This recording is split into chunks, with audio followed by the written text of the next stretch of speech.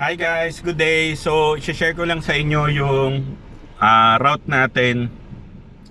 Sungay to, paakyat ng Tagaytay. Ito galing kami dito sa Talisay, Batangas. I-share ko lang sa inyo yung route na yon. Okay? So, ayan guys, nandito tayo sa baba ng Talisay. So, ayan. Ayan, nandito tayo. And, ayun yung Tagaytay sa taas. So nasa pinakababa tayo. At i-share ko sa inyo yung route papuntang Tagaytay, galing Talisay via Sungay Road. Okay? A few moments later. So ayan guys, paakyat na tayo. Naka-aircon tayo. Ayan, naka-aircon. Hindi natin yan papatayin hanggang makarating tayo sa taas.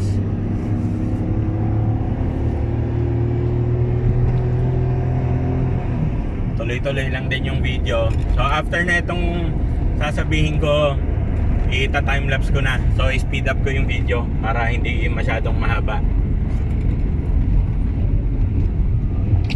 Yan, dito magandang test yung skills nyo, tsaka yung sasakyan nyo na rin, kasi sobrang tarik ng mga kalsada dito.